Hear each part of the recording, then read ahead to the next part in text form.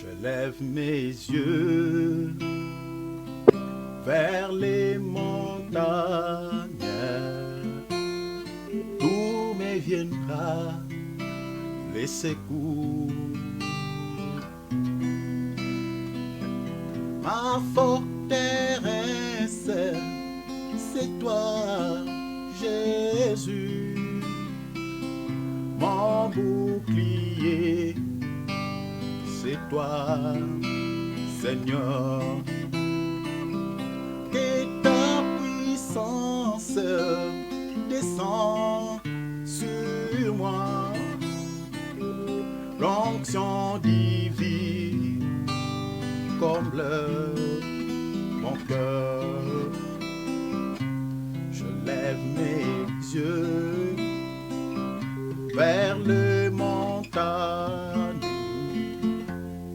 d'où me viendra les secours.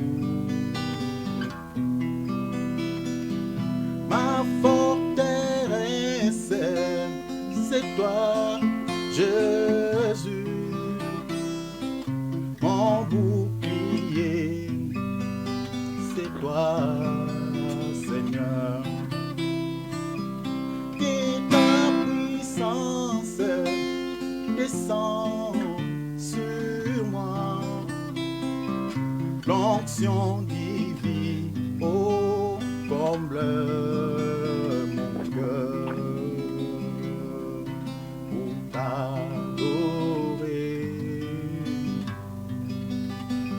Oh Jésus, pour t'adorer. Mon Père, nous t'élèvons, Seigneur, pour t'adorer. Seigneur Jésus, me voici pour toi, pour t'adorer, Seigneur, pour t'adorer. Oh Jésus,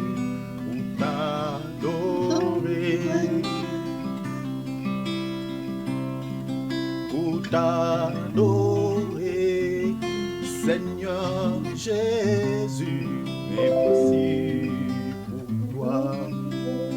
Nous t'élèvons, Seigneur, pour t'adorer.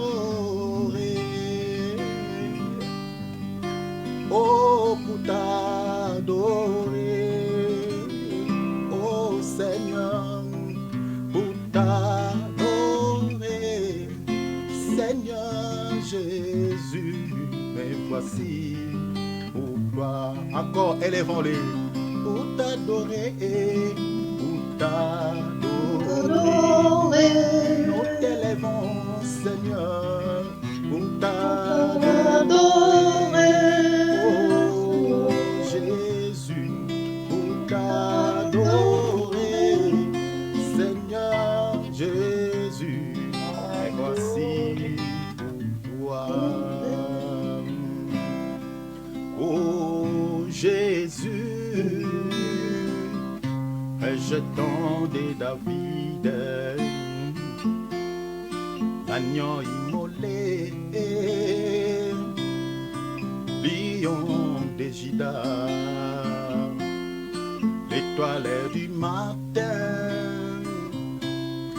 et soit la puissance, ouf, à la louange, la sage, merci papa, alléluia, la force, l'honneur et la gloire, oh Jésus, oh Jésus, rejetant des David, l'agneau immolé, alléluia, lion des Juda, oh l'étoile du matin, et soit la puissance, la louange, la sagesse, oh la gloire, l'honneur et la gloire, oh Jésus.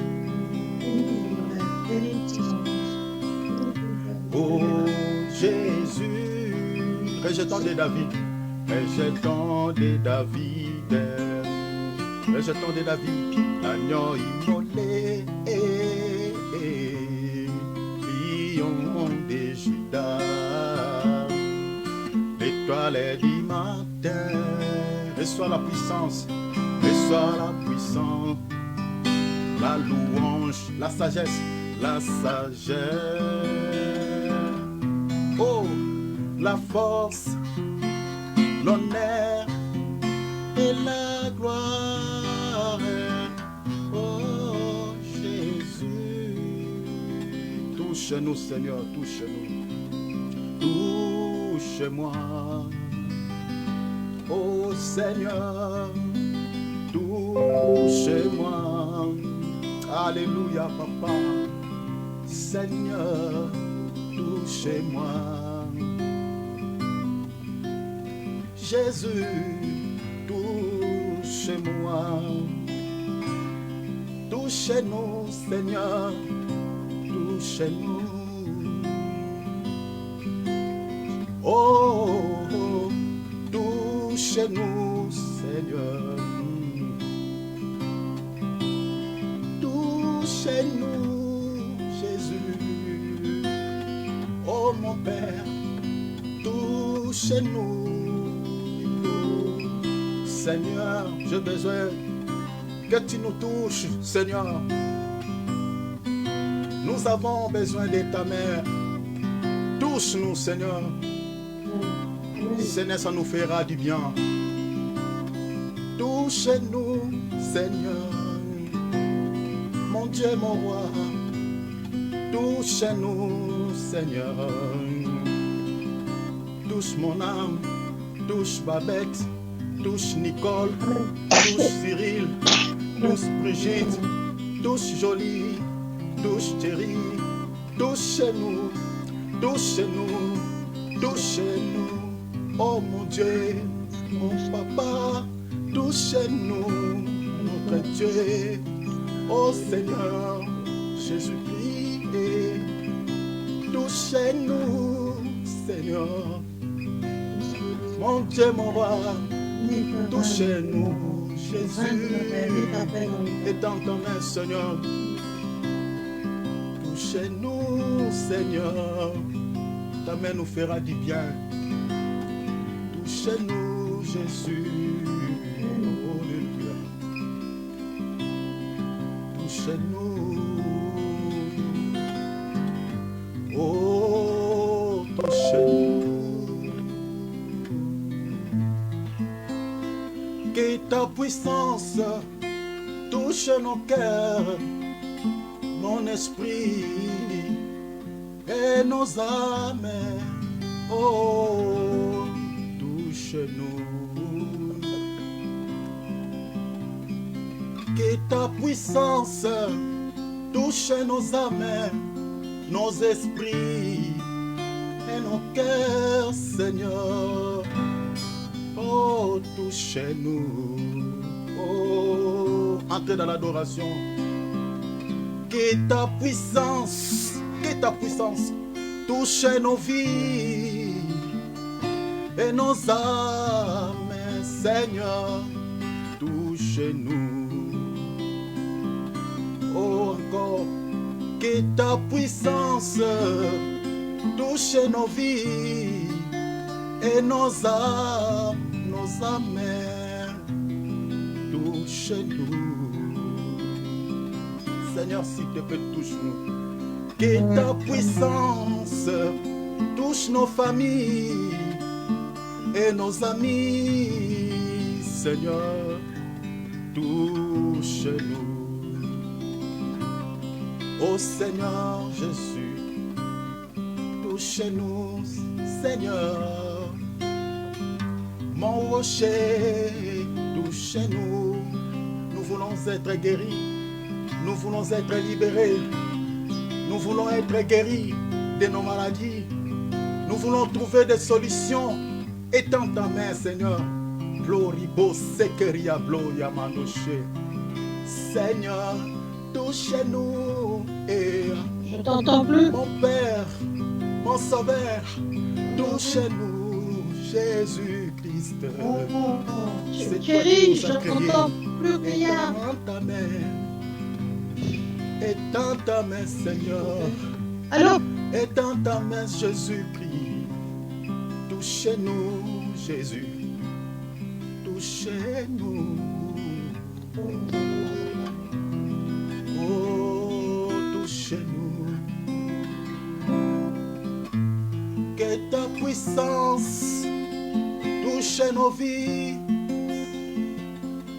nos cœurs, Seigneur, et nos familles. Touchez-nous.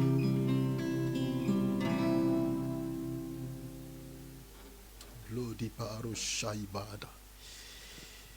Yendebiri. Asengi. Ngoluna yo kati na bomoi nangai. Na kangami. Na pasi yonde mosikori nanga.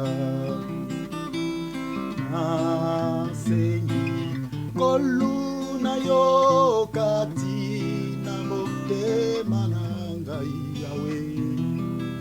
Na kangami na pasi yonde mosikori nanga. Sembola loboko na yo olongola na ina pasi ekimelo nangae yo Yesu kolo na bomoi nangai yonde yaya nangae yo Yesu kolo na bomoi nangai yonde kimelo nangai yo Yesu kolo na bomoi nangai nasegi koluna yo kati na bomoi nangai nakangami na pasi yonde mobikisi nanga Yesu nasengi ngoluna yo kati na bomoi nangai nakangami yawe o na pasi yonde mosikoi nanga nasengi ngoluna yo kati na libota na ngai Yesu oh tokangami na pasi yonde mosikoli nanga sembola loboko na yo yolongola ngai na pasi ekimelo na ngai yo Yesu kolo na bomoi nanga yonde yaya na ngai yo Yesu kolo na bomoi nanga yonde kimelo nanga yo Yesu kolo na bomoi nanga elikananga ezwami na yo kolo elikananga ezwami na yo kolo kolo kolo elikananga ezwami na yo elikananga esimami na yo elikananga ezali na yo nkolo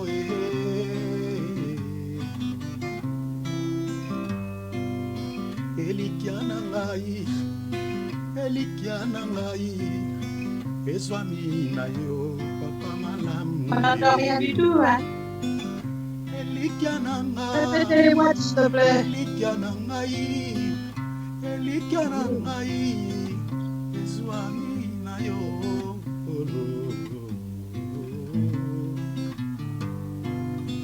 elikya na nga elonga na nga ezwami na yo masi ya Yesu na nga elonga na ngai elikya na nga ezwami na yo kolo Yesu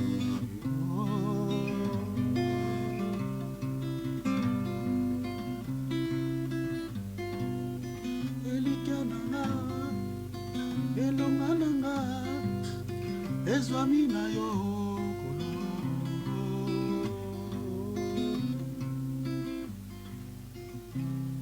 Alléluia. Amen. Amen. C'est quand même dur pour t'entendre. Hein. On n'a rien entendu, hein? Oh. Nicole, tu n'as rien entendu? Moi, je peux. Est-ce que je peux demander quelque chose par rapport à l'enseignement que j'ai écouté cet après-midi? Allez-y, Babette. Soyez libre, ma sœur. Comment je vais expliquer ça? Le péché volontaire et le péché involontaire, le péché conscient et le péché inconscient. Quand on sait qu'on pêche, c'est bien consciemment, donc ça va faire il y a 2 ans.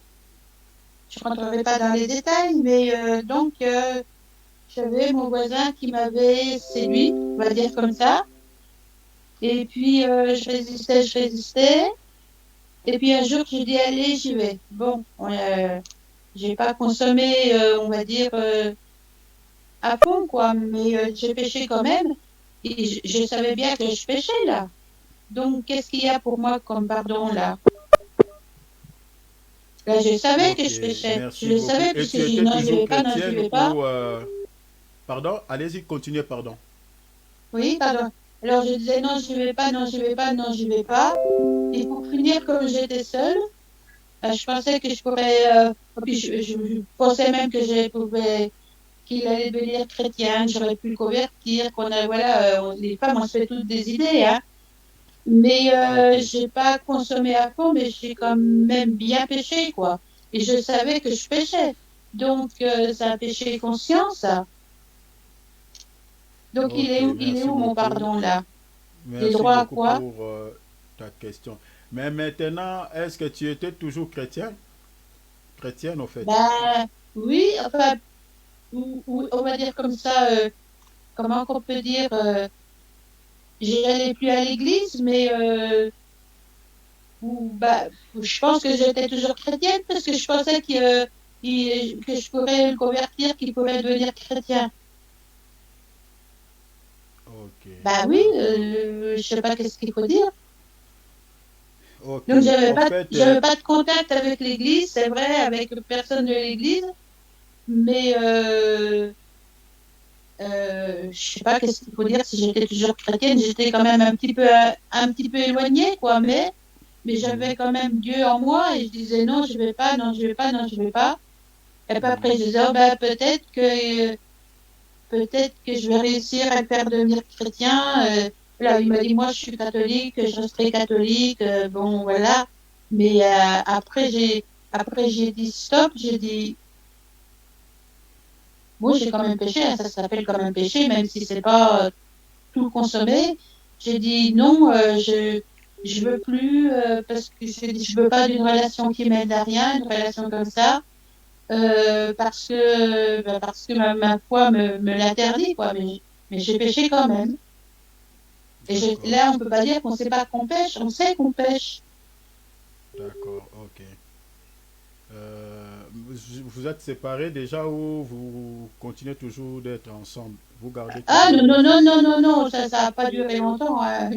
Quand j'ai vu qu'on sait qu'il voulait en venir et puis qu'il voulait que ça d'ailleurs, j'ai dit non, stop. D'accord, ok. Alors, je vais te répondre alors par rapport à ça. Mais après cela, tu avais demandé pardon à Dieu après Oui, ces actes. Quand tu as pris conscience, tu avais demandé pardon à Dieu.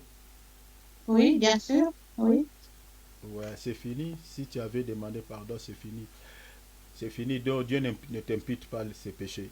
Le problème, c'est quoi? Il faut comprendre bien l'enseignement. C'est pour cela que quand j'enseigne, j'attire vraiment votre attention à ce que je suis en train de dire. Parce que ce sont ces genres d'enseignement, si il est mal compris, ça peut te culpabiliser et te condamner pour rien. Donc il faut me suivre très bien parce que je suis en train de balancer, vraiment de toucher tous les points. Parce que ce que je suis en train de faire, moi je suis évangéliste, c'est au fait le travail des docteurs. Je parle de docteurs ministères. Parce que ce sont des docteurs qui entrent beaucoup plus dans des petits détails. Je crois qu'il y a certains détails que je laisse parce que ce n'est pas vraiment dans mon ministère, mais quand même, tous les 5 ministères, d'abord, c'est le ministère de l'enseignement. Donc, je peux faire aussi un enseignement. Parce que tous, nous avons été dans les conseils de Dieu, donc c'est pour cela que je le fais. Parce qu'avec les soucis, parce que quand on regarde beaucoup des enfants de Dieu, la manière dont ils se comportent, vous comprenez que les gens ne sont pas enseignés.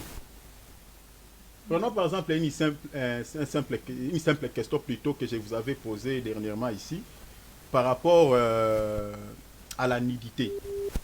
La nudité explique quoi? Regardez, il n'y avait pas de réponse. Mais alors que ce sont des petites questions et des petites notions élémentaires de la vie chrétienne. Tout chrétien est censé de savoir, de connaître ça. La nudité représente quoi selon la Bible? Donc, mais personne n'était capable de me répondre. Et cela montre que les gens ne sont pas enseignés. Ce n'est pas quelque part, je peux dire, vos fautes ou soit des hommes de Dieu, mais les hommes de Dieu ont, au fait, je peux dire, ils ont une part de responsabilité, vous voyez, par rapport à cela, mais vous aussi les chrétiens, les fidèles, vous voyez. Parce que si on n'a pas la connaissance, parce que vous savez, le péché c'est quoi? Je vous avais donné l'explication de la définition du péché selon la Bible.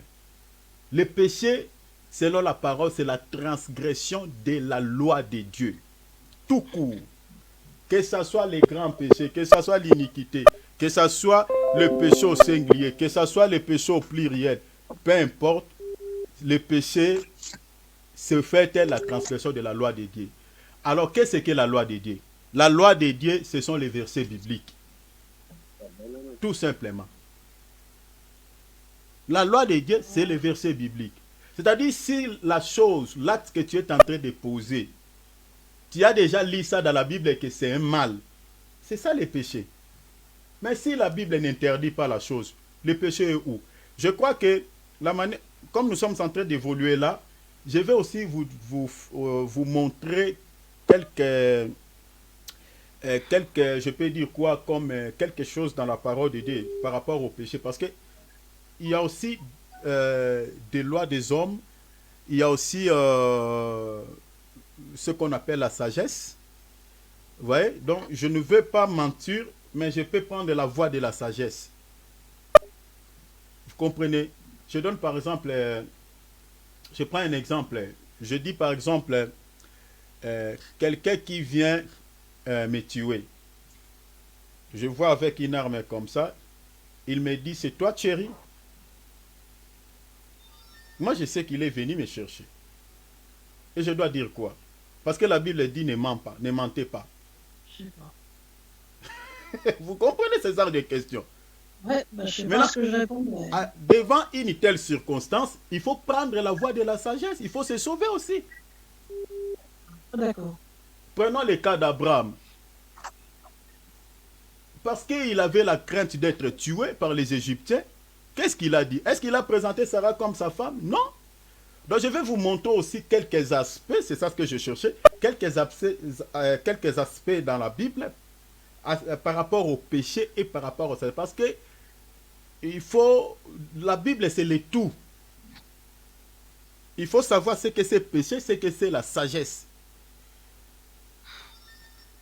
À part ça, il y a aussi des traditions des hommes que nous ne pouvons pas respecter. Donc, si je désobéis aux traditions des hommes, je ne pêche pas. On va vous montrer ça dans la Bible. Il y a tellement de choses, il faut que vous soyez suffisamment enseignés pour que vous compreniez c'est que c'est péché, c'est que c'est sagesse, c'est que c'est la loi de Dieu, c'est que c'est la tradition des hommes. Parce que le péché, c'est la transgression de la loi de Dieu.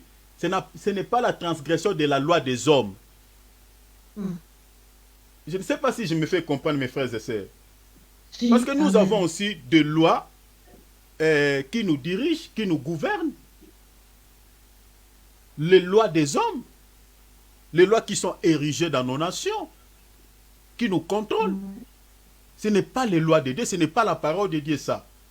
Donc il faut savoir faire la part des choses vraiment entre péché par rapport à la loi de Dieu et péché par rapport à la loi des hommes.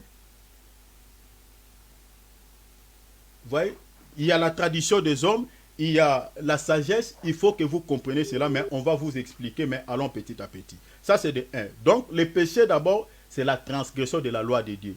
Si la chose-là ne transgresse pas la parole de Dieu, ce n'est pas un péché. Mais si cela transgresse la parole de Dieu, c'est un péché. Ça, c'est 1. De 2, je suis en train de répondre pour le cas de Babette. Comme tu as déjà demandé pardon, sache que Dieu t'a pardonné, Dieu ne t'impute plus ce péché. Il ne faut pas se culpabiliser par rapport à ça. En fait, ça fait plus que 2 ans, hein, ça fait plus que ça, oui, c'est fini. Mais voilà, c'est le fait, quoi. C'est fini, Dieu t'a pardonné. Mais il faut savoir retenir une chose. J'avais dit ceci, que nous avons dans le corps de Christ des chrétiens qu'on appelle des chrétiens charnels. Ce n'est pas dans le sens de les mépriser, mais c'est dans le sens où ils viennent récemment du monde. Vous voyez, ils n'ont pas vraiment de force de pouvoir surmonter tout ce qu'ils vivaient pleinement dans le monde. Donc ils ont encore quelques comportements, quelques natures, donc il y a vraiment une élite quoi, dans leurs âmes. C'est ça ce que Paul lui dit, les biens que je veux faire, je n'arrive pas à les faire. Mais le mal que je refuse, c'est ça ce qui s'attache à moi. C'est ça la vie des chrétiens charnels. C'est-à-dire, il a peut-être ses soucis de vraiment de rompre avec ça. Mais il manque la force. C'est pour cela que vous allez voir que quand on s'est converti, vous allez voir quelqu'un qui a reçu tous les dons spirituels, qui prophétise, qui parle la langue, mais demain vous les trouvez en l'impudicité. Il ne faut pas les condamner, le dire directement. Ah voilà, il a reçu le baptême, hier il avait reçu le baptême, et aujourd'hui voilà, il tombe encore dans l'impudicité. Alors qu'il avait même prophétisé. Moi je ne crois pas que ça c'est l'esprit de Dieu, ça. Il avait prophétisé avec l'esprit des démons. Comment quelqu'un qui a prophétisé, il peut tomber encore... il y a des questionnements comme ça. On retrouve aujourd'hui des chrétiens qui prophétisent, qui donnent des messages vrais, mais qui ont des comportements acariâtres, des comportements irascibles. Ça vous complique un peu la tête. Non, cela ne vous étonne pas. Le problème, c'est que les dons spirituels se situent au niveau de l'esprit, mais par contre, les fruits de l'esprit se situent au niveau de l'âme. Donc, quelqu'un peut se convertir aujourd'hui, du coup, il reçoit les dons spirituels. Mais ce n'est pas le cas avec les fruits de l'esprit. Quand je parle des fruits de l'esprit, c'est-à-dire les œuvres, des produits de bonnes œuvres. Dégager de bons fruits, ça prend du temps. L'âme doit subir beaucoup de transformations. C'est ça la vie des chrétiens charnels. Et ces chrétiens-là commettent tous les jours des péchés qu'on appelle des péchés involontaires. Pourquoi on appelle ça péché involontaire? Parce qu'ils ne sont pas encore suffisamment enseignés par rapport à la loi de Dieu. Ils n'ont pas vraiment assez de connaissances. C'est ça le péché dont Jean parle. C'est le péché qui ne mène point à la mort. Pourquoi? Parce que pour ces chrétiens-là qui péchent volontairement, il y a un sacrifice pour eux. Dans la loi dans Nombre 15, 28 à 30, il y avait un sacrifice qu'on donnait pour ces péchés. Mais dans la grâce, les sacrifices qu'on offre pour ces chrétiens ou pour ces péchés involontaires, c'est la prière. Et Dieu, quand on prie, la vie de ces chrétiens-là, sa vie éternelle ou son salut est conservée. Donc ce sont des chrétiens qui n'ont pas suffisamment... Prenons par exemple ton cas. Tu as besoin d'être enseigné parce que tu n'as pas vraiment assez de connaissances de la parole de Dieu. Il y a beaucoup de choses qui t'échappent. Beaucoup. Et Dieu va te cribler comme les fourmis, je ne sais pas si te faire quoi, alors que tu n'as pas suffisamment assez de connaissances de la parole. Déjà, vous avez problème, vous manquez quelques fruits spirituels, tu le sais toi-même. Donc le Seigneur est en train, les fruits, c'est au niveau de l'âme, comme j'ai dit. C'est-à-dire, le Seigneur est en train de travailler ton âme. Et pourquoi Christ tarde à venir? Parce que nous tous là, on a encore des petits soucis dans la foi. C'est pour cela que le Seigneur tarde à venir. Mais si on était tous parfaits, le Seigneur serait déjà être là. Est-ce que vous comprenez? Donc, il ne faut pas s'inquiéter. Ce que tu dois savoir, du moment où, comme nous sommes en train d'enseigner là, c'est-à-dire vous êtes en train de recevoir la connaissance, il faut déployer beaucoup d'efforts pour ne pas tomber dans les péchés. Parce que les péchés ne sauvent pas. Les péchés ne sauvent pas. Regardez même pour les péchés involontaires, malgré la personne a méprisé la parole de Dieu ou les commandements de Dieu involontairement, mais il y a quand même un sacrifice qu'il faut donner pour ça. Vous voyez déjà? Mais il a péché inconsciemment. Il a péché par ignorance. Mais on donne un sacrifice. Cela veut dire quoi? Même ici, quand on pêche involontairement, il faut prier, demander pardon pour ses péchés, que tu ignores. Parce que si on ne prie pas, c'est un péché, le péché restera péché. Que ce soit volontaire ou involontaire, c'est péché. Et ça conduit à la mort. Et pour cela, quand on prie, on demande pardon pour les péchés involontaires aussi. Et les péchés, bien évidemment, volontaires. Le problème, c'est que je vais dire, regardez ce que je vais dire, je vais vous donner une lumière par rapport aux péchés volontaires. Vous savez, les péchés volontaires, ce n'est pas du coup quand tu commets un péché volontaire, directement tu es séparé de Dieu. Non. Ce n'est pas ça. Vous comprenez, ce n'est pas ça. Tu peux commettre un péché involontaire parce qu'il y a des circonstances, il y a des réalités. Dieu sait. Mais ce n'est pas du coup, puisque tu as commis l'iniquité, le Seigneur te rejette. Ce n'est pas ça en fait. Parce que c'est un point que j'avais pas dit parce que je voulais avancer directement dans notre enseignement pour pouvoir terminer cet enseignement ce mois. Mais tu peux pécher volontairement et tu demandes pardon, le Seigneur va te pardonner. Mais le problème c'est quoi? Quand tu persistes, vous comprenez, tu restes toujours dans ce mal. Amen. Tu ne fournis aucun effort de s'en libérer de cela. À ce moment-là, le péché-là est en train de te conduire à la mort. C'est pour cela, hier, je vous avais donné 3 étapes avant que le Seigneur ne rejette une personne. 3 étapes. La première étape, quand quelqu'un pêche volontairement, l'esprit devient triste. Ça, c'est la première étape.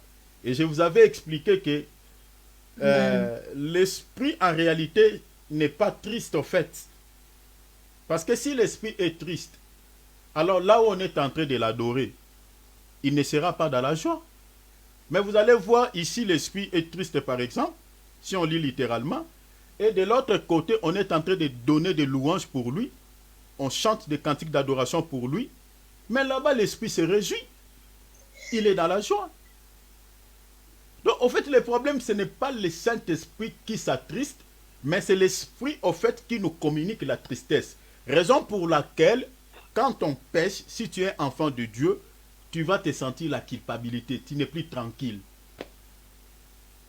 C'est ça la tristesse que l'Esprit nous communique. Jusqu'à ce que vous allez demander pardon, et en ce moment-là, vous allez sentir la paix. Ça, c'est la première étape. Quand tu tombes dans un péché, je peux dire même involontaire ou volontaire, l'Esprit va te communiquer la tristesse afin que tu te répandes. Maintenant, si tu t'entêtes, tu persistes dans ce sens, en continuant à commettre les mal, les péchés, la deuxième étape, l'esprit est éteint. Je vous avais fourni des écritures hier. Vous avez les passages. 1 Thessaloniciens 5, 19. C'est-à-dire l'esprit est éteint. Parce que l'esprit t'avait communiqué la tristesse pour pouvoir se repentir. Mais tu as persisté dans le sens du mal. Tu n'as pas demandé pardon. Tu n'as pas eu inquiétude par rapport à ces péchés. Alors comme tu as persisté dans le mal, l'esprit va te communiquer maintenant quoi? Là, l'esprit plutôt va s'éteindre. C'est-à-dire, quand l'esprit est éteint, au fait, vous ne sentez plus la culpabilité quand vous péchez. Il n'y a plus la culpabilité. Tu peux commettre même un grand péché que même les humains regardent comme ça, on dit « Oh !» Mais toi-même, ça ne te dit rien. Parce que l'esprit est éteint. Parce que quand l'esprit est éteint, vous savez, le Saint-Esprit, en fait, le Saint-Esprit est représenté comme quoi? Le Saint-Esprit est représenté dans la Bible comme un chandelier, comme une lampe. Et pour cela, le jour de la Pentecôte, il était descendu sous une forme d'une langue de feu, c'est-à-dire comme la lumière, comme la lampe. Maintenant, quand l'esprit est éteint, c'est-à-dire il n'y a plus la lumière, donc tu es maintenant dans l'obscurité. Mais il est toujours là.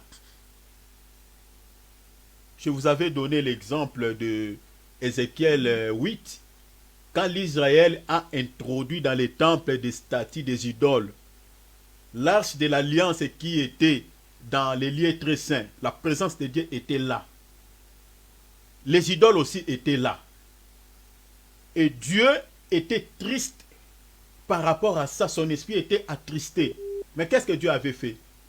Il a envoyé des prophètes pour pouvoir interpeller le peuple. Mais le peuple persiste toujours dans le mal.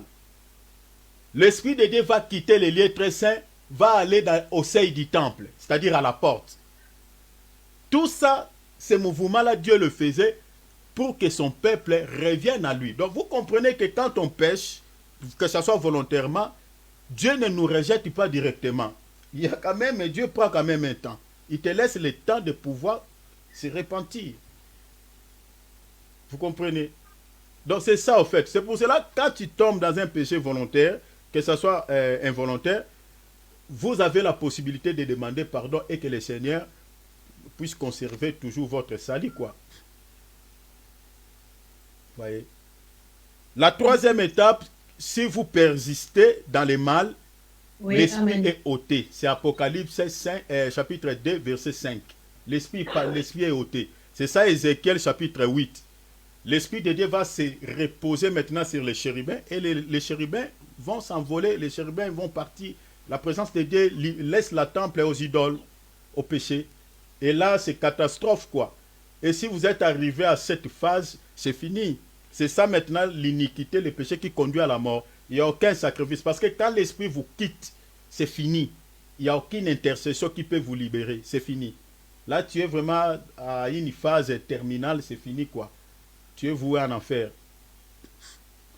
Mais il y a quand même processus avant que le Seigneur n'abandonne ou nous rejette, quoi. Il y a quand même processus. Surtout que nous sommes dans les temps de la grâce. Je ne sais pas si tu m'as bien saisi, Babette. Voilà.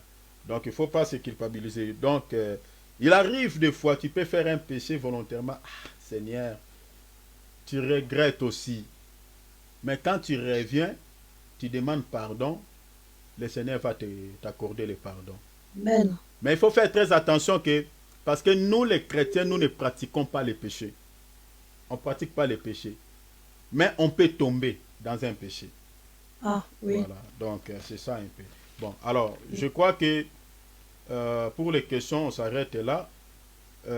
Aujourd'hui, nous attaquons directement le péché contre son prochain. Alors, le péché contre son prochain veut dire quoi? Le péché contre son prochain. Parce que souvent, on parle du péché, péché, péché, péché. Mais maintenant, péché contre son prochain. Comment on pêche contre son prochain? J'enlève l'écouteur pour éviter des retours. Comment on pêche contre son prochain?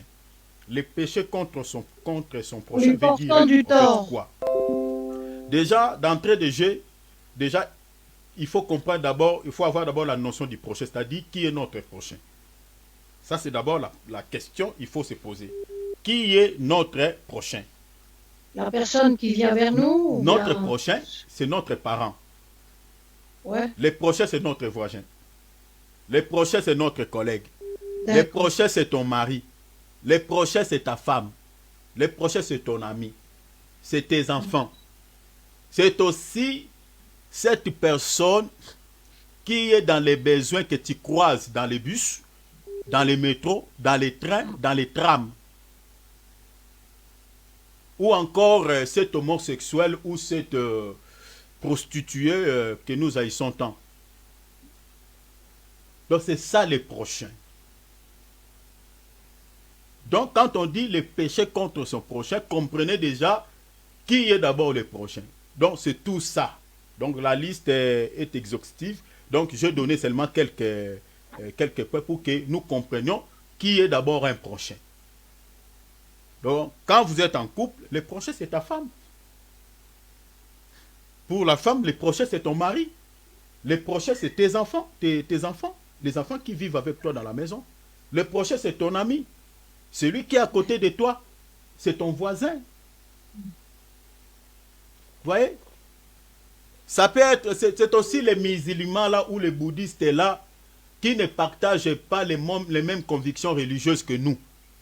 C'est nos prochains aussi. Vous comprenez? Donc c'est-à-dire, le prochain c'est celui qui au fait qui est à côté de toi. Vous voyez? C'est notre parent, c'est notre voisin, c'est... Voilà. Donc c'est ça au fait la notion du prochain. Donc il faut que nous comprenions d'abord qui est le prochain. Quand nous sommes dans l'église, les prochains ce sont nos frères et sœurs. Nos bien-aimés que nous partageons la foi, tels que nous sommes là, vous êtes mes prochains. Amen. Vous comprenez? Je suis à l'école, mes prochains ce sont mes collègues. Je suis dans un bus, les prochains c'est celui ou celle qui est assis soit à ma gauche ou à ma droite.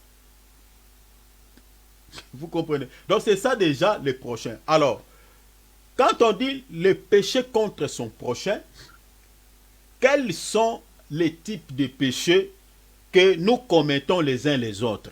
Parce qu'il faut comprendre d'abord quand on parle le péché, c'est-à-dire péché contre son prochain, il faut comprendre d'abord les types de péchés que nous retrouvons dans la Bible et que nous commettons les uns les autres. Entre prochain et prochain. Quels sont les types de péchés? Je crois, j'ai énuméré quelques points, quelques péchés. Donc, comme j'ai dit, la liste n'est pas exhaustive. Donc, c'est juste quelques points que j'ai énumérés. Déjà, il faut comprendre que les péchés que nous commettons les uns les autres, ici je cite, d'abord la malhonnêteté. À l'intérieur de ces péchés, nous retrouvons l'escroquerie. Nous retrouvons la corruption. Ainsi de suite, la malhonnêteté. Retenez déjà ça, mes bien-aimés.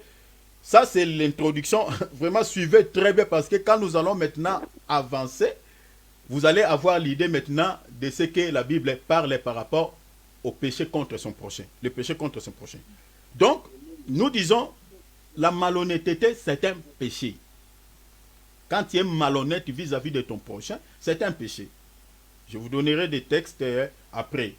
Et je dis qu'à l'intérieur de ces péchés, on retrouve l'escroquerie, on retrouve la corruption. Il y a tant d'autres que vous pouvez citer aussi. Péché contre ce prochain, nous avons l'adultère. L'adultère, c'est un péché contre Dieu, c'est aussi un péché contre son prochain. Parce qu'il y a des péchés que nous commettons contre Dieu. Ces péchés-là, nous les commettons aussi contre nos prochains. L'adultère, c'est un péché que tu commets parce que la femme ou le mari que tu as pris ou tu sors avec lui ou avec elle appartient à ton prochain. Et toi, tu as pris la femme de ton prochain ou le mari de ton prochain et tu sors avec lui ou avec elle. C'est un péché que tu commets au fait, contre ton prochain, mais c'est aussi un péché que tu commets contre Dieu. Amen. Nous sommes dans l'église, je sais que la femme là appartient à mon frère, ou cet homme là appartient à mon frère. Toi, tu sors avec lui, ou avec elle.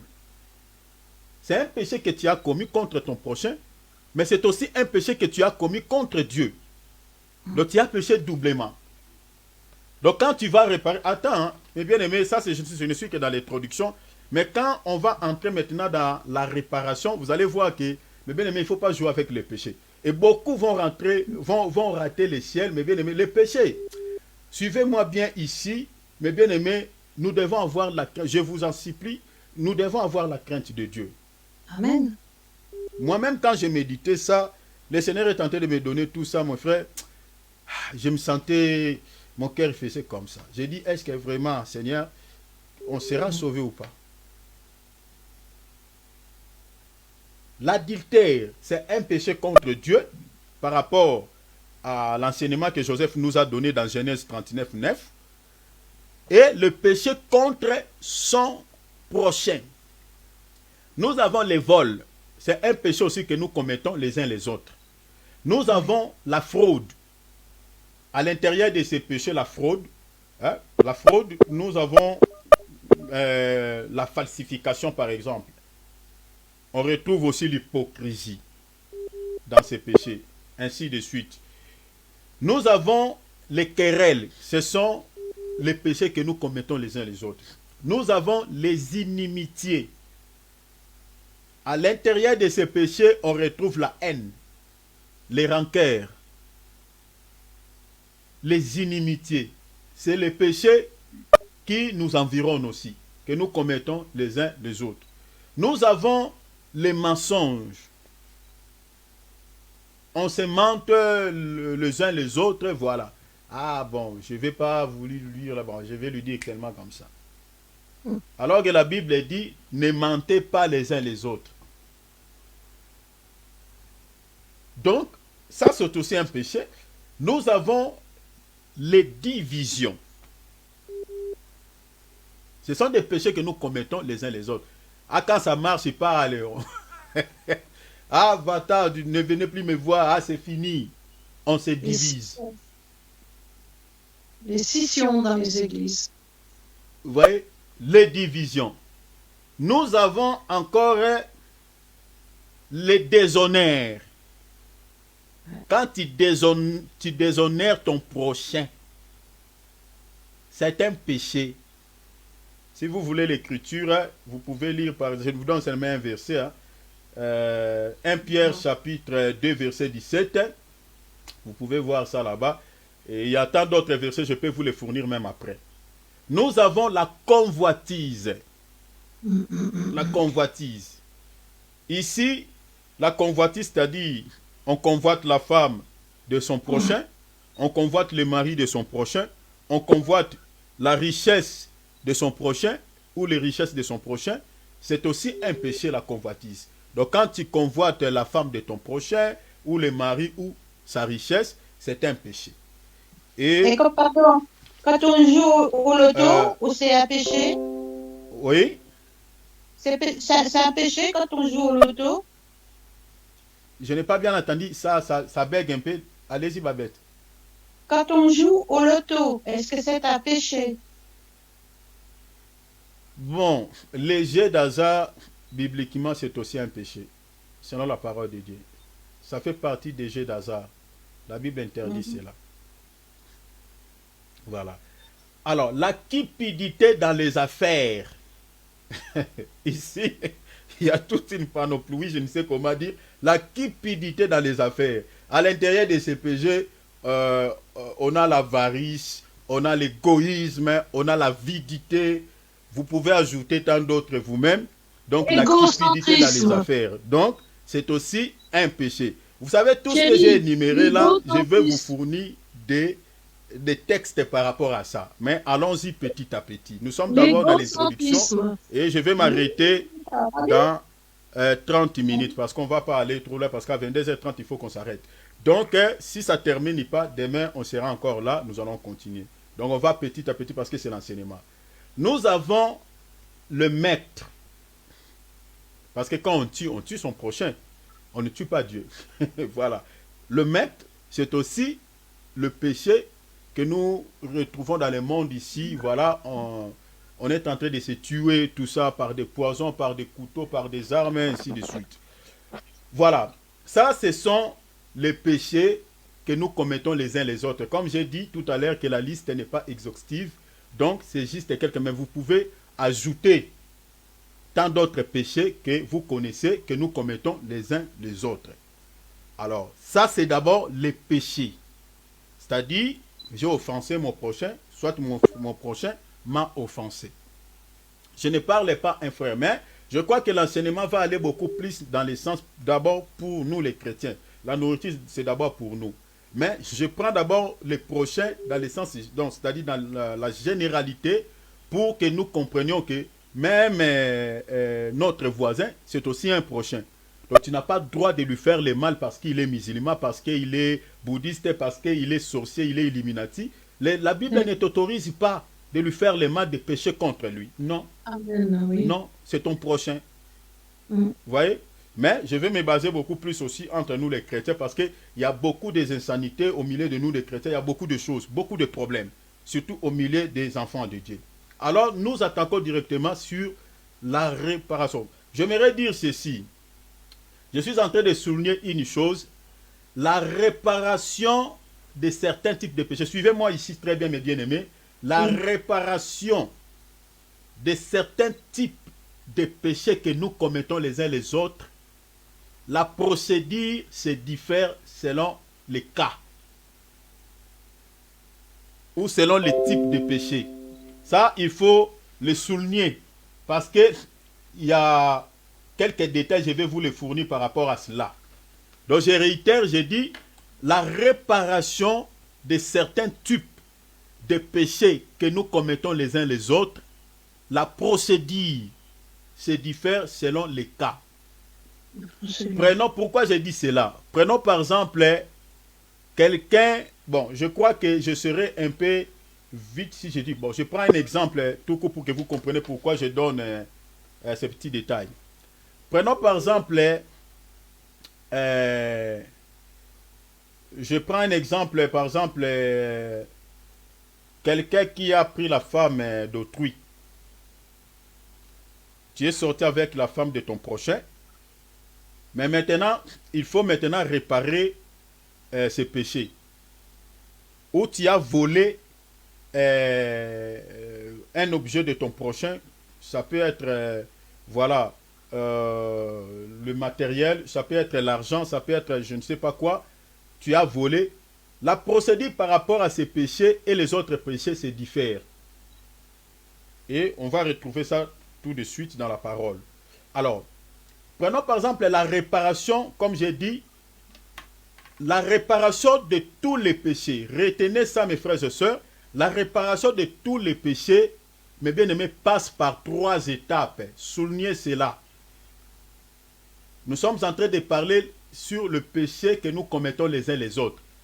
Parce que si vous ne comprenez pas cette notion de réparer, comment réparer un péché, comment réparer les péchés que j'ai commis contre mon frère, j'ai offensé mon bien-aimé, maintenant comment je peux procéder pour réparer cela? Si tu ne connais pas ces notions, ces 3 étapes, mes bien-aimés, c'est que toi tu n'as pas reçu le pardon auprès de Dieu. Donc, vous ne pouvez passer outre sans passer par ces 3 étapes.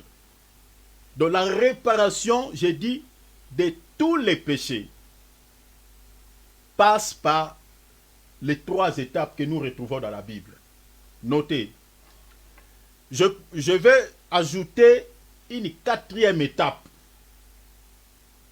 La 4e étape ici, c'est pour un péché seulement que nous retrouvons dans la Bible. C'est pour le vol. C'est pour un péché. Et vous allez comprendre ça quand je vais citer chaque étape ici tout à l'heure. Donc nous avons une 4e étape, c'est pour un seul péché seulement. Mais le reste des péchés, ça c'est une exception. Hein? C'est pour le péché du vol. Ça c'est vraiment une exception, c'est la 4e étape, c'est pour ces péchés-là. voyez. Mais les restes des péchés, il faut respecter ces 3 étapes. C'est le passage obligé. Si vous ne passez pas par ces 3 étapes, mes bien-aimés, vous ne serez jamais pardonné par ton prochain et tu ne seras jamais pardonné devant Dieu. Devant Dieu. Mes bien-aimés, si vous ne saisissez pas, mes bien-aimés, cet enseignement, mes bien-aimés, nous allons rater le ciel. J'aimerais me mettre même dedans. Donc sinon, on ne comprend pas comment on peut réparer un péché que j'ai commis contre mon frère ou contre ma soeur ou mon prochain. Mais bien aimé, vous n'irez pas au ciel au fait. Donc il faut passer par ces 3 étapes. La première étape d'abord, c'est la confession. Ah oui. La confession. Notez la confession. La deuxième étape, c'est le pardon. Notez le pardon. La troisième étape, c'est la réconciliation. Amen. Ça, c'est la troisième étape. Alors, pour les péchés dont j'ai parlé tout à l'heure, c'est-à-dire pour les péchés, du vol, hein, le vol, ça, on ajoute la quatrième étape, la restitution. Ah oui. Ça, c'est lorsque quelqu'un commet ces péchés, lorsque quelqu'un vole. Pardon. Parce que ces péchés, quand vous passez dans les 3 étapes, il faut restituer ce que tu as volé. Pardon, père. Des fois, quand Voilà. on passe Babette, vers les champs, gardez votre souffle que je termine, hein, que j'avance d'abord, pour ne pas se perdre. Hein, ma sœur? d'accord. D'accord. T'inquiète, garde ta question, je vous accorderai la parole pour poser vos questions. Ok? Merci beaucoup. Ok. Donc, la quatrième étape, c'est par rapport au vol. Le péché ici, quand vous passez dans les 3 étapes ici que j'ai citées, hein, je réitère, la confession, le pardon, la réconciliation. La quatrième étape, si vous avez volé l'objet de ton prochain, tu avais volé, tu dois remettre, tu dois restituer ça. Donc le pardon ne sera pas un pardon verbal, c'est tout coup. Non, non. Tu avais volé, tu as pris sa montre, tu as pris son argent, remets son argent. Il faut restituer. Alors, je reviendrai là-dessus, je vous donnerai quelques détails par rapport à ces péchés. Alors, quand on parle de la confession, prenons d'abord mon frère Cyril, allons-y mon bien-aimé, Jacques chapitre 5, verset 16.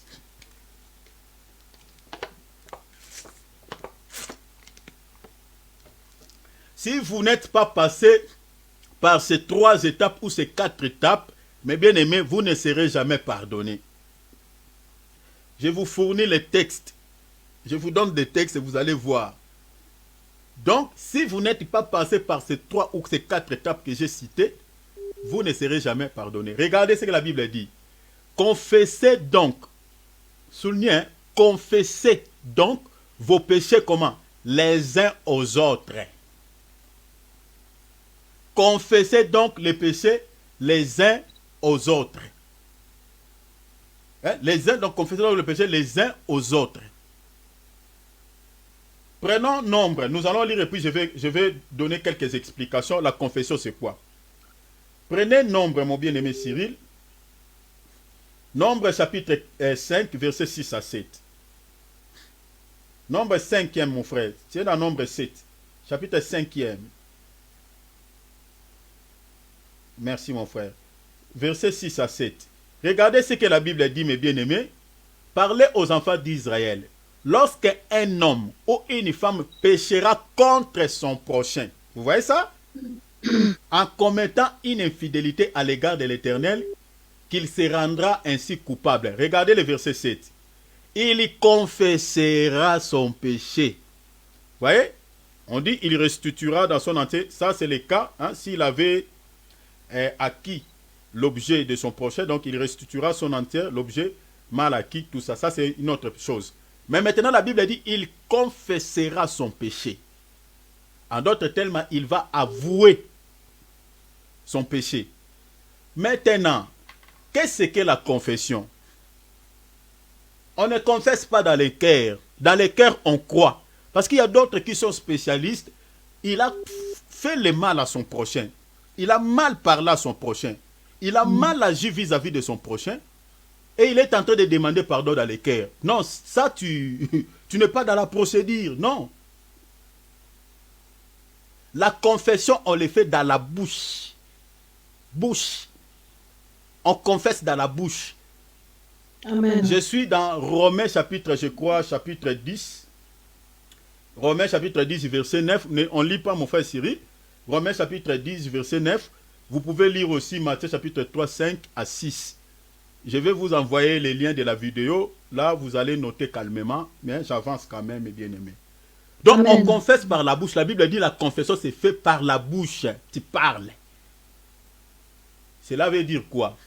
Si tu avais volé l'argent de ton prochain et que tu as pris conscience que voilà, ce que j'ai posé comme acte, c'est un péché, j'ai volé l'argent de mon bien-aimé, la réparation de ce péché, la première étape que tu vas faire, tu vas confesser, tu vas aller vers ton prochain, tu dis, l'argent que tu cherchais là, c'est moi qui avais pris cet argent, c'est moi qui l'ai volé.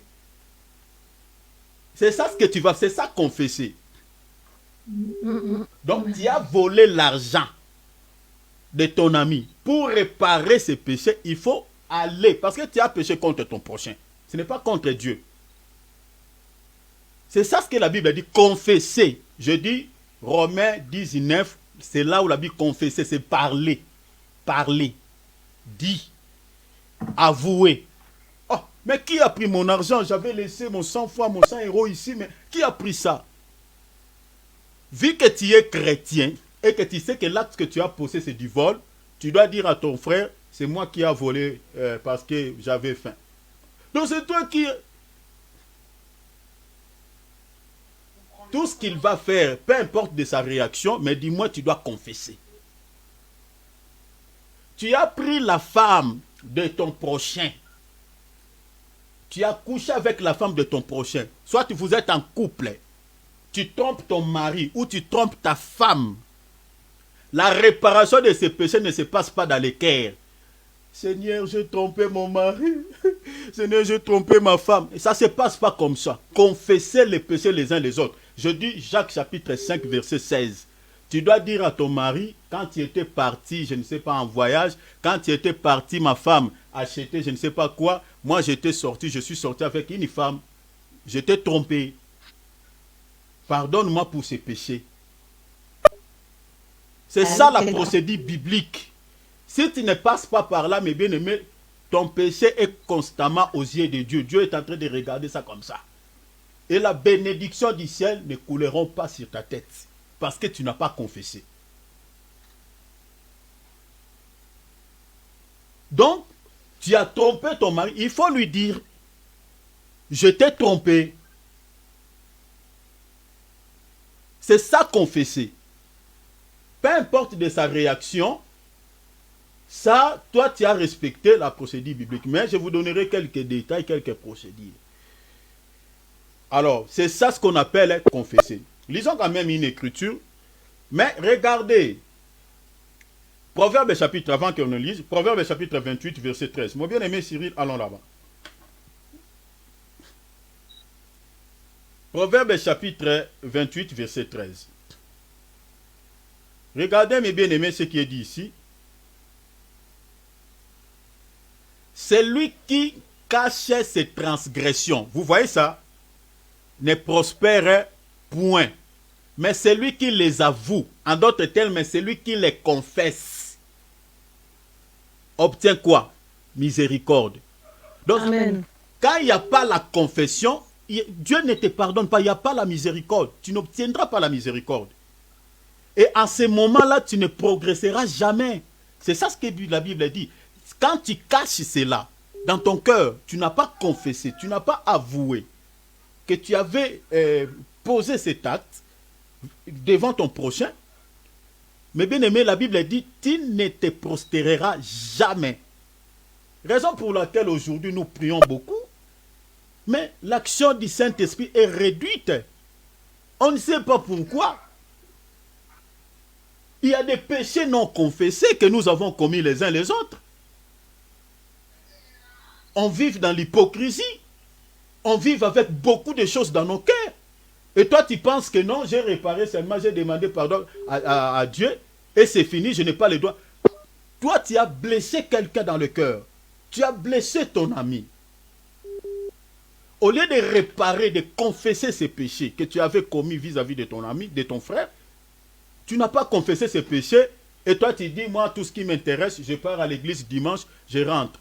Et tu oublies que la Bible dit, avant de mettre, de déposer, c'est-à-dire de donner l'offrande à l'église, si tu te rends compte que tu as un problème avec ton prochain, dépose ton offrande à côté, ne le mettez pas dans les paniers, dépose à côté. Rentre, va d'abord arranger.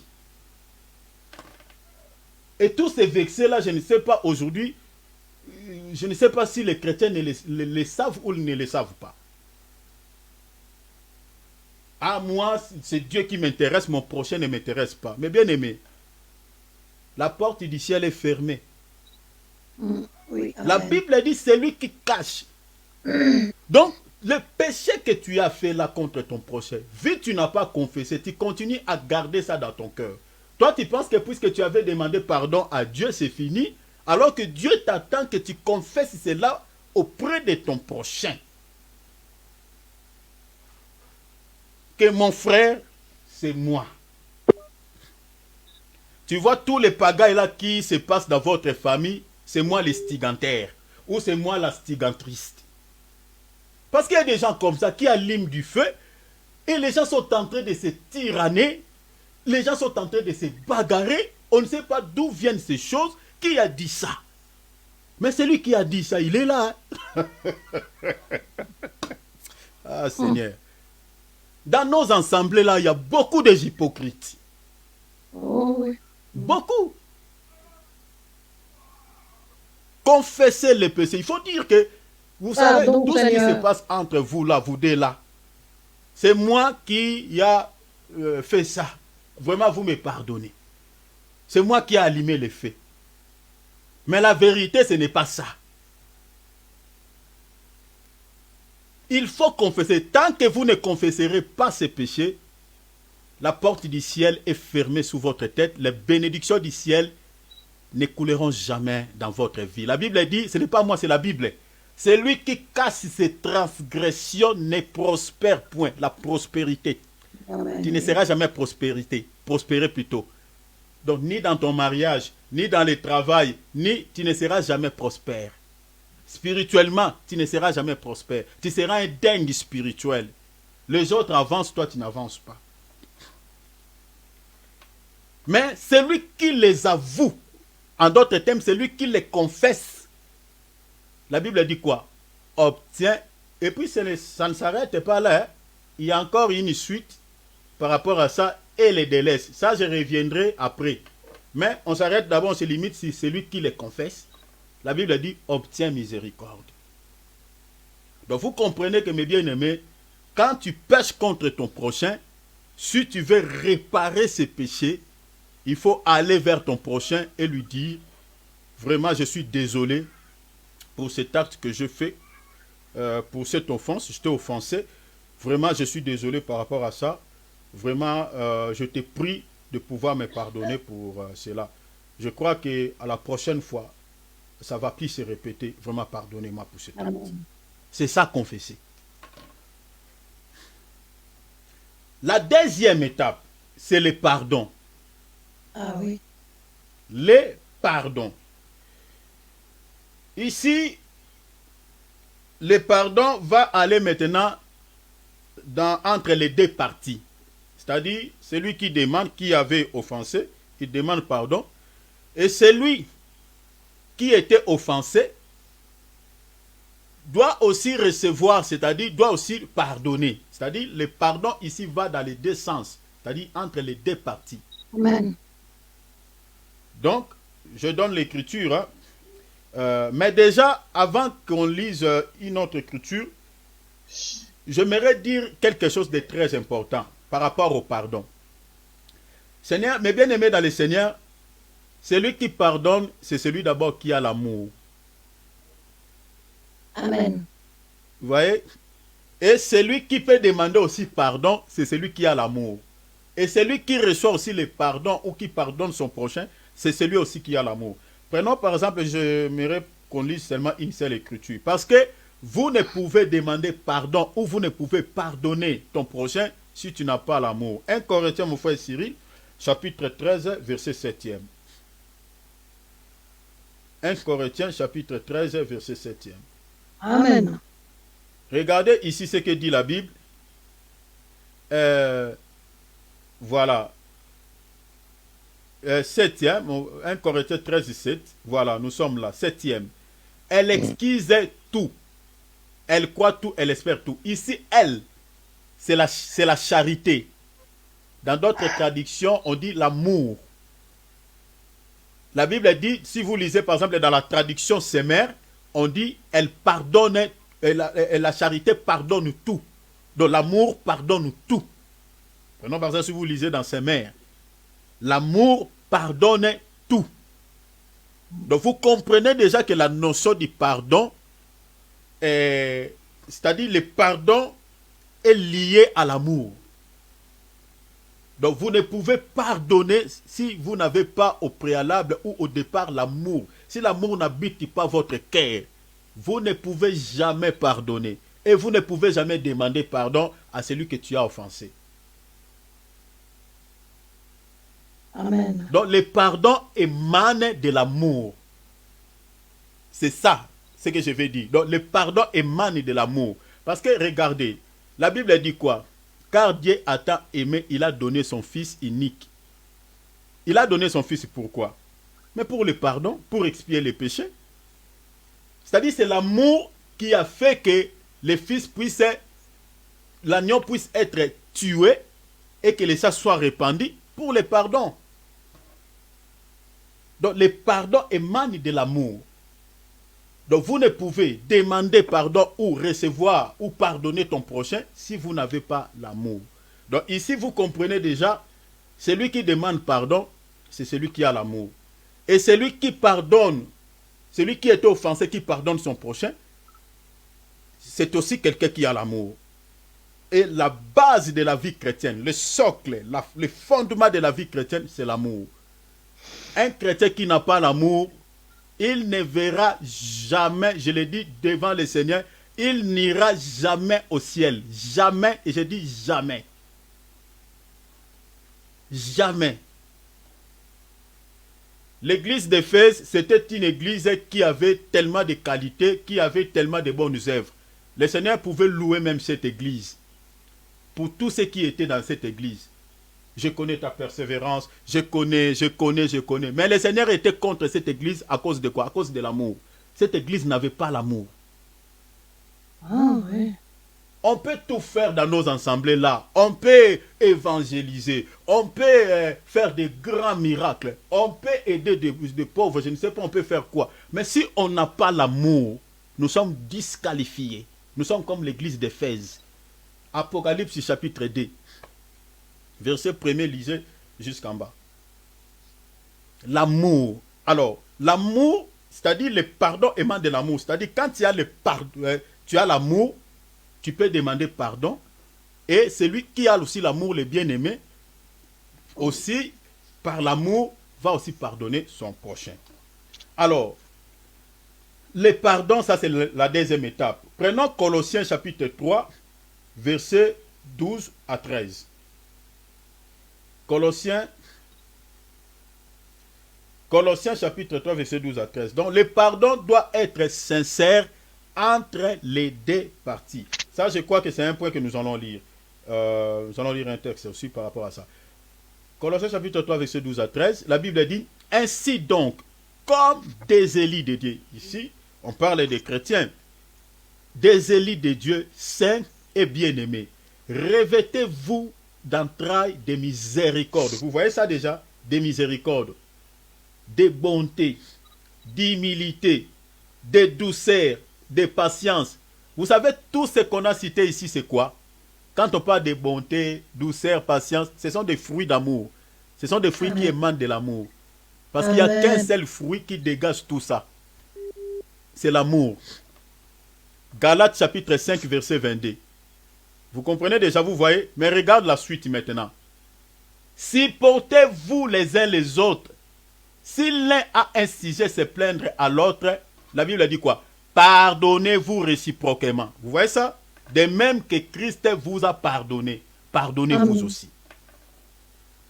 Vous voyez ça? Donc, c'est-à-dire, tel que nous sommes là, les bien-aimés dans le Seigneur, nous sommes les enfants de Dieu. Donc, c'est-à-dire, nous devons se pardonner. Donc, le pardon doit être réciproque. Toi, tu peux m'offenser aujourd'hui. Tu me demandes pardon, je te pardonne. Tout comme demain, moi aussi, je peux commettre une faute vis-à-vis de toi. De la même manière, moi, je t'avais pardonné. De la même manière, toi aussi, tu vas me pardonner. Mais malheureusement, aujourd'hui, nous avons des chrétiens. Seigneur, quand je l'ai dit, je suis en train de voir des images de plusieurs personnes dans ma tête. Tu demandes pardon à un chrétien, soi-disant chrétien, hein, tu lui demandes pardon. Mais les gens font semblant de te pardonner. Mais qui prie, hein? Qui prie? Mais bien aimé, on ne joue pas avec Dieu. Et des fois, tu demandes pardon pour des choses que tu ignores. Ah, nous, on a vu des choses, hein. Tu demandes des fois pardon pour des choses que tu ne sais pas. Mais pour chercher, parce que des fois, les pardons, même si tu n'as pas tort, mais comme lui, il trouve que tu l'as offensé, pour chercher la paix, tu peux lui demander, tu lui présenter des excuses. Pour seulement chercher la paix. Et moi, je suis arrivé à cette étape. C'est-à-dire, je me rends compte de rien. Je ne sais pas qu'est-ce que j'ai fait. Bon, je demande si j'ai fait quelque chose. Peut-être j'ignore. Bon, comme tu ne m'as pas dit, en tout cas, je demande pardon. Pardonne-moi pour cela. Oh non, tu n'as rien fait, la personne fait semblant. Mais il continue à avoir de la haine contre toi. Oh. Il y a des choses comme ça. Et ce genre de chrétiens, ce sont des chrétiens qui commettent, au fait, un péché, je peux dire l'iniquité. Parce que ici, je crois, si Dieu nous donne le temps, on parlera aussi de l'iniquité dans ces péchés. Parce que nous disons que l'iniquité, c'est l'outrage ou le mépris vis-à-vis de la parole de Dieu. Qui ont un cœur dur. Les chrétiens qui ne pardonnent pas. Les chrétiens qui pardonnent difficilement. Il y a des chrétiens comme ça. Et tu vas entrer au ciel par quelle porte? Par quel tunnel? Même si tout chemin mène à Rome. Mais toi, ton chemin t'amènera à Rome, mais pas au ciel, au paradis. Parce que Rome, là, ça va aller de l'autre côté. Hein. Et tu vas te retrouver à Rome et puis on vous emballe tous à aller là-bas. Un chrétien qui pardonne difficilement, qui a un grand cœur, qui a un cœur dur, ces chrétiens-là, même ses péchés, ne sont jamais pardonnés. Prenons Marc chapitre 11, verset 25, mon frère Cyril. Marc chapitre 11, verset 25. Regardez ce que la Bible dit avant de prier. Hein? C'est-à-dire, tu ne peux pas prier si tu n'as pas pardonné ton prochain. Regardez, la Bible dit, lorsque vous êtes debout faisant votre prière, comprenez? Donc vous êtes en train de prier comme on aime bien prier, comme on a prié tout à l'heure. Même soit dans l'assemblée, vous êtes en train de prier. La Bible dit, si vous avez quelque chose contre quelqu'un, ici je suis en train de dire que le pardon doit être sincère entre les deux parties. C'est-à-dire, toi qui as offensé et celui qui se sent lésé, doit aussi recevoir ce pardon, doit aussi pardonner. Si vous avez quelque chose contre quelqu'un, pardonnez, afin que votre Père qui est dans les cieux vous pardonne aussi vos offenses. Vous voyez ça? Donc, en d'autres termes, si tu ne pardonnes pas ton prochain, ou toi qui as offensé, tu n'as pas demandé pardon, ou celui qui s'est senti lésé, il ne veut pas recevoir ce pardon. C'est-à-dire, la personne qui a demandé pardon va se libérer. Lui, vraiment, il va se libérer, il sera tranquille parce qu'il a respecté la procédure.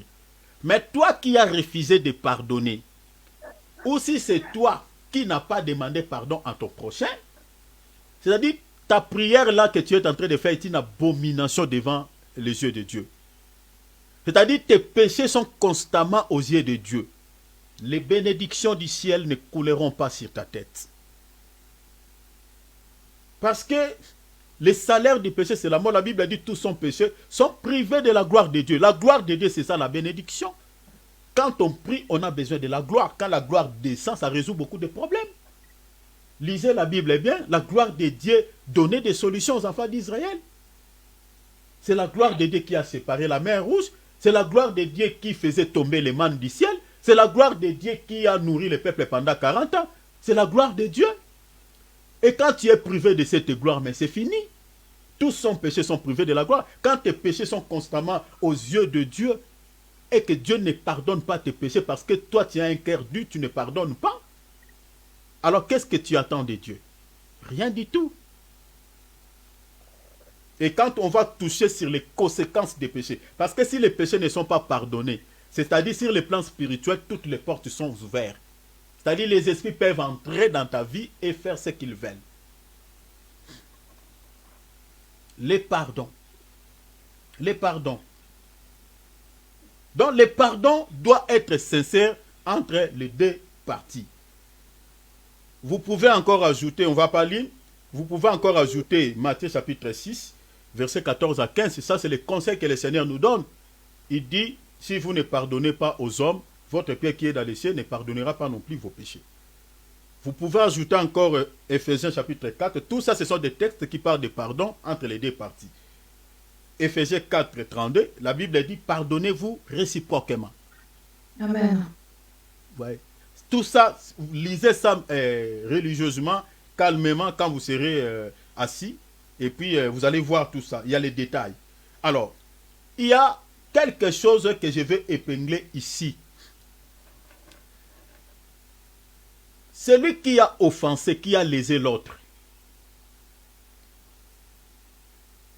Quand tu demandes pardon, il faut être aussi prudent. Parce qu'il y a certaines personnes qui sont spécialistes d'être un obstacle, au fait, une pierre d'achoppement pour l'autre. Et à chaque fois, il vient toujours demander pardon parce qu'il sait qu'il va lui pardonner. Il y a des gens comme ça. Il y a des gens comme ça. C'est pour ça que j'insiste et je dis, le pardon doit être sincère. Donc, ne fais pas quelque chose exprès. Je crois qu'il y a beaucoup d'autres points. Je crois qu'on va terminer. D'autres points, je vais toucher ça demain. Donc, c'est-à-dire, ne pêche pas volontairement ou en faisant quelque chose exprès pour après demander pardon à ton prochain, dire oh non, pardonnez-moi, tout ça, alors que dans ta conscience, tu sais que tu l'as fait exprès. Et on te pardonne, demain tu répètes la même bêtise. Lisons, revenons dans Proverbe, mon frère Cyril, chapitre 28, verset 13. Regardez la procédure, parce que nous sommes dans la procédure. Nous sommes dans la deuxième étape. Proverbe, chapitre 28, verset 13. Si tu as offensé ton prochain, et quand tu viens demander pardon, qu'est-ce que la Bible te demande de faire? Celui qui cache ses transgressions ne prospère point, je lis. Mais celui qui les avoue, les confesse, la Bible a dit quoi? Et les délaisse. Vous voyez ça? C'est pour ça que je vous avais dit que je reviendrai, donc je suis revenu là, pour vous montrer cela. Donc vous ne pouvez pas continuer. Voilà, tu as péché aujourd'hui, tu as demandé pardon, tu as offensé ton prochain.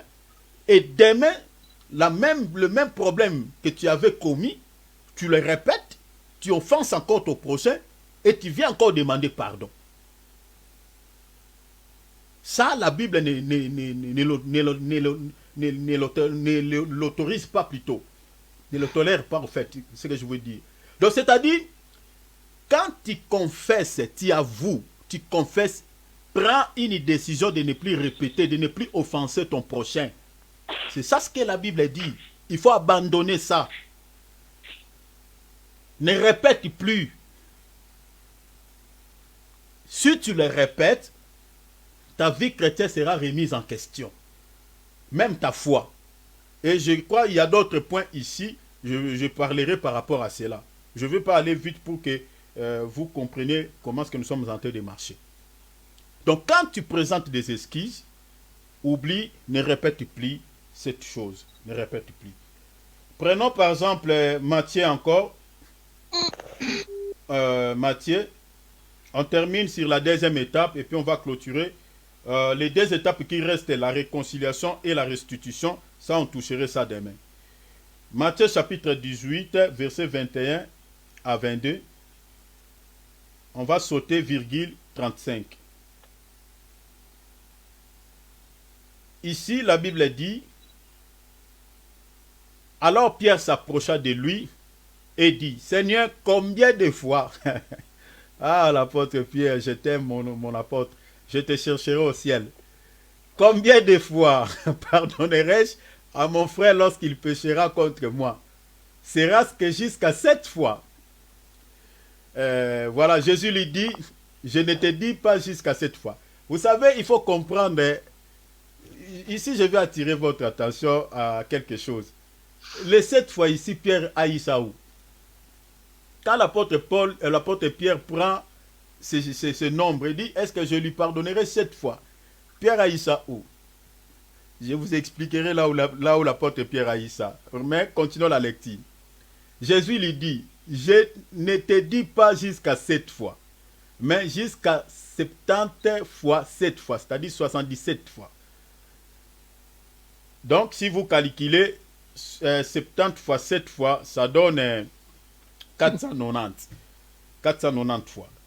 Mais maintenant, mes bien-aimés, si vous prenez ça littéralement, je crois que beaucoup seraient déjà tués, je ne sais pas comment, n'existeraient plus au fait. Parce que quand Jésus dit, vous allez pardonner 490 fois, donc si quelqu'un vole ton argent le matin, tu lui pardonnes. Il vole à midi, tu lui pardonnes. Il sort avec ta femme, tu lui pardonnes. Jusqu'à ce qu'il va atteindre 490 fois. Et là, si tu le tues, tu n'as pas péché. Parce que Jésus dit 490 fois. Donc, vous comprenez ici, s'il n'y a pas l'explication, donc on n'aura pas la paix. Voilà. Donc, ça va éclater. Parce que personne ne peut supporter cela. Personne sur la terre peut supporter. Tu pêches le matin, tu voles mon argent, tu dis, ah, c'est moi qui ai volé, je te pardonne. Tu prends ma femme, tu viens, tu me dis, ah, c'est moi, tout ça, je te pardonne. Ah, vraiment là, je ne sais pas. Donc, personne ne peut supporter ça. Donc, c'est une écriture qui demande l'explication. Regardez la suite, on ne va pas lire tout, mais Jésus a donné une parabole, mais regardez la conclusion de 490 fois, c'est dans le verset 35. Regardez le verset 35, c'est ça l'explication. Donc, je saute parce que nous ne sommes pas dans la révélation. Je pouvais vous expliquer même les détails, mais la réponse se trouve ici.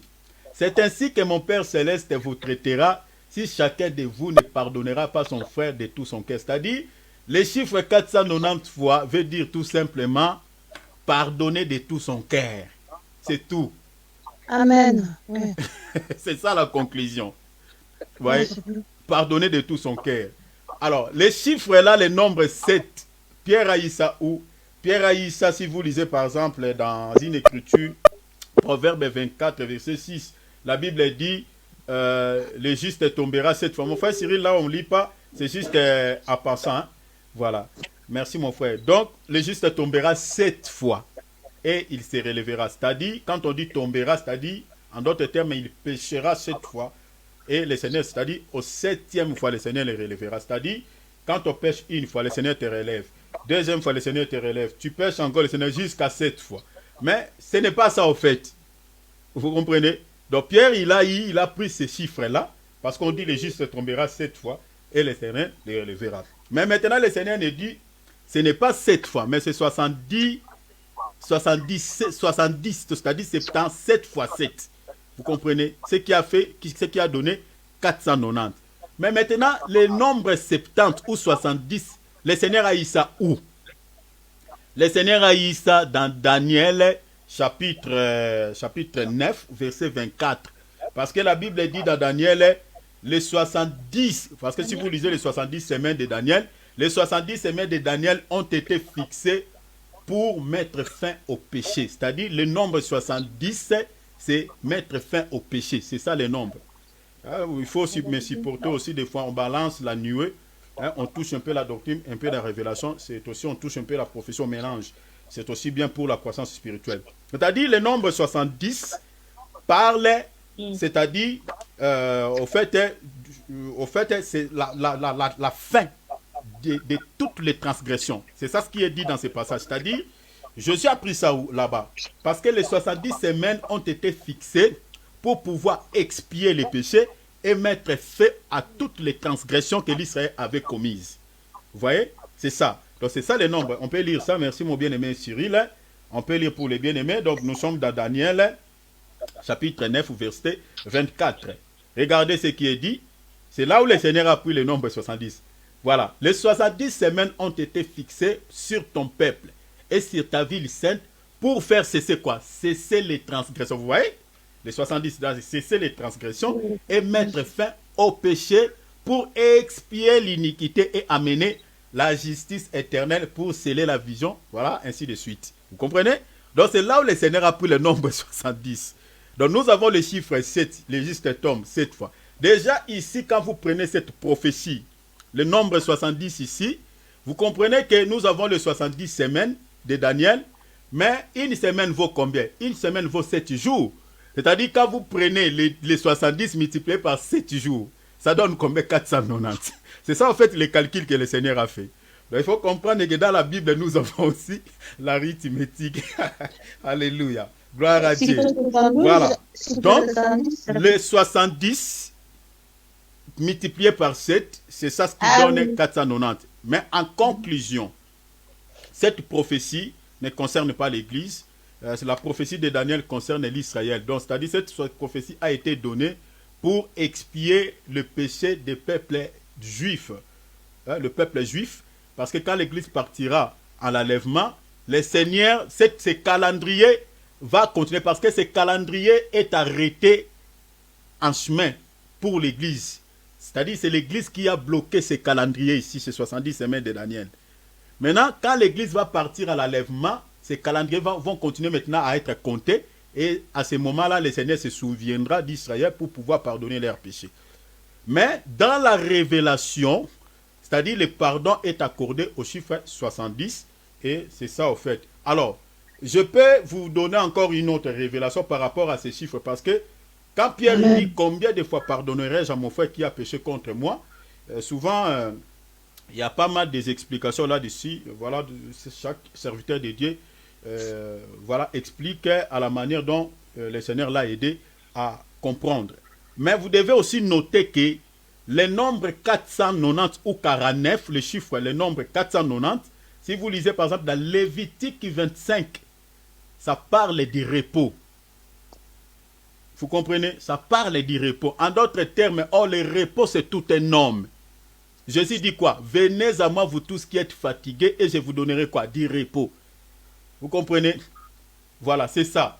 Mais le 7e année sera le Shabbat, à ce temps-là de repos pour la terre, Shabbat. Si vous lisez jusqu'en bas, vous allez voir qu'on va compter 7 fois 7, 7 fois 70, ça va donner 49. Vous voyez? Donc c'est ça, les jubilés, ça parle du jubilé, les repos. Or, les repos, les jubilés, c'est tout un homme, c'est Jésus. Matthieu chapitre, je crois, 11, verset 28, la Bible a dit, venez à moi tous qui êtes fatigués. Jésus dit, moi, je suis le repos, je suis le Shabbat. Le Shabbat.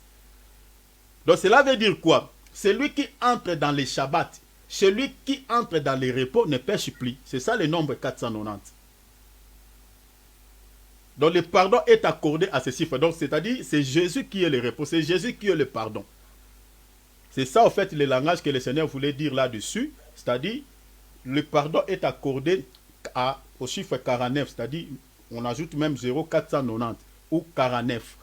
Donc là on a le pardon. C'est-à-dire dans les temps ici, vu que nous vivons dans les repos, parce que les repos c'est Jésus, donc le pardon est là. C'est-à-dire si on tombe dans les péchés, le Père nous pardonnera. Voilà. Et le pardon est accordé sincèrement, le Père nous pardonne sincèrement. Et nous devons aussi se pardonner sincèrement. Comme le Seigneur a dit, il faut pardonner de tout son cœur. Voilà. Donc je crois qu'on s'arrête là pour aujourd'hui. Et j'aimerais souligner une chose, mais je crois que je dirais ça demain, pour une personne qui refuse le pardon. Maintenant, celui qui a demandé pardon, qu'est-ce qu'il doit faire? Ça, on touchera ça demain, par la grâce de Dieu. Alors pour aujourd'hui, on s'arrête là. Le Seigneur vous bénisse. Babette, garde ta question. La question que tu as, garde ça. Tu peux noter ça dans un calepin. Demain, comme je vous accorde toujours la parole, vous allez poser vos questions. Hein? Donc si vous avez des questions pendant que je prêche, vous pouvez noter. Hein? Ne vous dérangez pas. Notez, hein, pour qu'on gagne le temps. Voilà, vous notez et demain, quand vous allez recevoir la parole, vous allez poser vos questions et puis je vais vous répondre par la grâce de Dieu. Alors voilà, on s'arrête là. Je passe la parole à l'homme de Dieu, Alex. Soyez tous bénis, mes bien-aimés. Amen. Amen.